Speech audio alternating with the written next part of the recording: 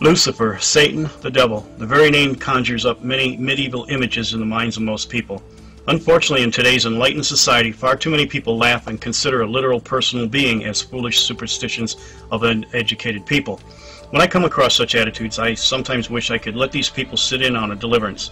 In my 30-some years in ministry, I have on occasion been a part of exorcism. It is just a part of ministry. It is in these moments of confronting spiritual entities that all intellectual theories, doctrines, and philosophies of doubt are thrown right out the window. It leaves one knowing beyond a doubt that there is a real, literal enemy of God and man. Though I can't say I've ever confronted Satan himself, I have confronted many of his minions. Let me tell you, they really are the bad guys. What makes Satan and his followers even more dangerous than even many Christians realize is the fact that they have a plan, and deluded, they have a hope that they can actually beat God at his own game. The plan is revealed in the scriptures and even hinted at in their symbols. For some, symbols might sound too mystic or superficial to be of any real importance. I would like to make you realize, though, that in the Bible, names, numbers, and symbols are very relative to understanding a larger picture.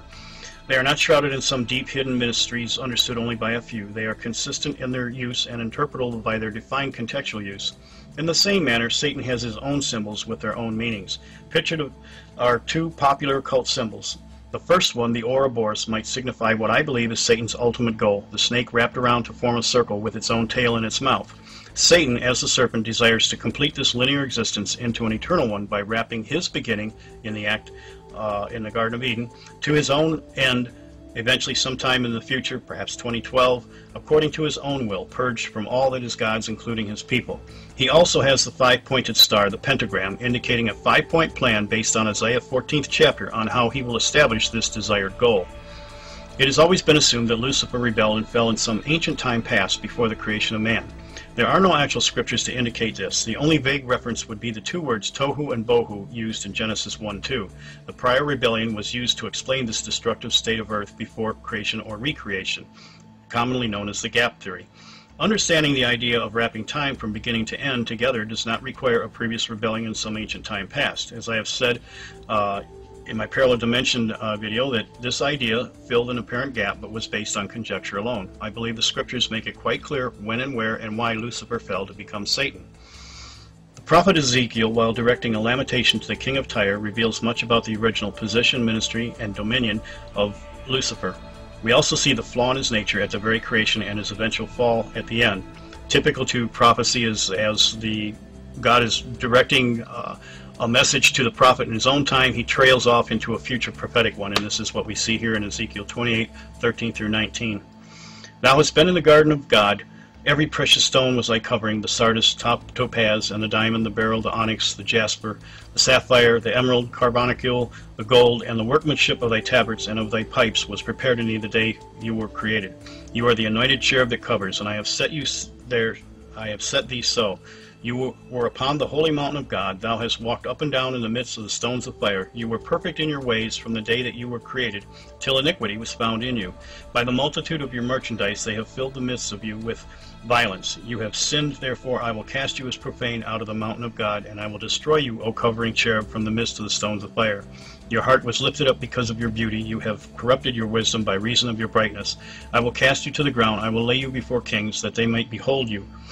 You have defiled your sanctuaries by the multitude of your iniquities, by the iniquity of your traffic. Therefore will I bring forth a fire in the midst of you. It shall devour you, and it will bring you to ashes upon the earth in the sight of all them that behold you. All they that know you among the people shall be astonished at you. You shall be a terror, and never shall you be any more. From this text, we can see that the provisions to Lucifer were every precious stone was thy covering. In the Hebrew, yakar eben makala means that every rare and valuable stone, in the sense to build or construct, was his fencing or entwining as a screen to cover and protect.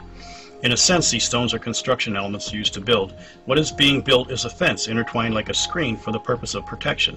Where was this happening? This was happening in the Garden of Eden. Only recently have many fringe scientists become aware of an electromagnetic grid that covers the earth. In this technology, as well as the presence of ghosts and also demonic activity, all have been with the presence of certain electromagnetic disturbances. Enoch describes seeing the path of the angels in relation to the winds of the earth. This could be the physics behind Satan as the prince and power of the air, mentioned in Ephesians 2:2. This intertwining fence, now being used to control the earth, was supposed to be for protecting the garden or intended creation. His instructions and duty were also given by the context here. He is described as the anointed cherub that covers. This is a description of his position and created state. He was anointed, that is, he was selected as separate, apart, and above his normal position as a cherub to a special purpose. That purpose was to protect the Garden of Eden. A cherub is an order of angelic being. They are described as flanking God's throne in Psalms 99:1. They are the image hovering above the Ark of the Covenant in Ezekiel 9:3. And they are also described as a vehicle of Jehovah in Psalms 18:10 and 2 Samuel 22:11. Authority was given to him. He had complete access to God and mobility through his creation as the highest in command of angelic beings. Thou wast upon the holy mountain of God. Thou wast walked up and down the midst of the stones of fire, probably planets, and the cosmos that we call outer space. The holy mountain of God being the third heaven, God's domain. And the workmanship of thy tabrets and of thy pipes was prepared in thee in the day thou was created.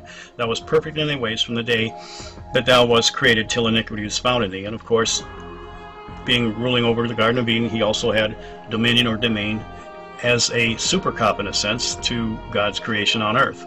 So in all three levels of heaven, he had mobility and access to.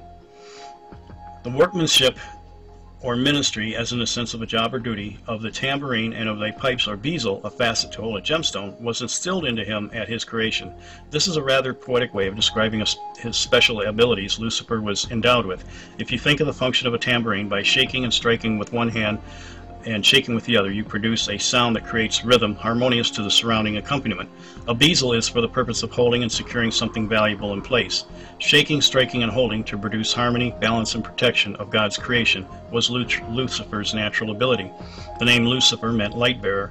In this sense, he was the highest extension of God's grace, provider and protector. All resources were at his use, all mobility was provided, and authority was given to him to protect and to serve. He was God's super cop. He had a character flaw of vanity and pride. All of this was not good enough. Pride from a sense of self-importance caused him to usurp God's authority. The great wisdom that was his became corrupted by his own intellect. His peace of mind and soundness became defiled by his iniquity, hatred, rage, and anger welling up to a diluted state that would consume him from within. Thine heart was lifted up because of thy beauty, and thou hast corrupted thy wisdom by reason of thy brightness. Thou hast defiled the sanctuaries by thy iniquities. Therefore I will bring forth a fire from the midst of thee, it shall devour thee. This is the sin and the disturbing results of sin in Lucifer's own mind and mental condition. This resulted as the separation of fellowship when he became the rebel. He acted upon this flaw. And by the multitude of thy merchandise they have filled the midst of thee with violence, and thou hast sinned by the iniquity of thy traffic.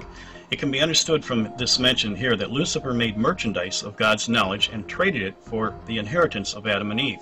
From that point on, Lucifer, now Satan, would continue to trade secret or forbidden knowledge to mankind for a price.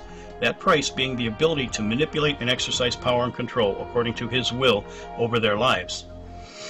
His current position and the result is that God said, I will cast thee as profane out of the mountain of God. I will cast thee to the ground. I will lay thee before kings, that they may behold thee. Behold here means to have knowledge, to understand, to perceive. By making merchandise of God's knowledge and twisting it, he becomes the God of this world, little g, 2 Corinthians 4:4. His initial trade was in the Garden of Eden, when he tricked mankind on the path away from the tree of life to the tree of the knowledge of good and evil. This gave him a linear existence to usurp creation and conform it to his own desires. He will not be successful. His promised end is there. It says, I will destroy thee, O covering cherub, from the midst of the stones of fire. I will bring thee to ashes upon the earth, in the sight of all them that behold thee. All thee that know thee shall be astonished at thee. Thou shalt be a terror, and never shall be any more. The fall is an ongoing part of linear life. Understanding that Lucifer's fall was not in some ancient past before the creation of man, but was in fact in the garden as God's protector turned rebel. We can also grasp the fact that this fall is a continual ongoing process. Satan has fallen, is falling, and will continue to fall until he is cast into the lake of fire. In linear experience, the fall is ongoing because this is the fall. This makes Satan a far worse enemy. He being deluded actually believes he has a chance to beat God at his own game. He has a strategy and a plan, and so far he is right on time. This makes him far more dangerous.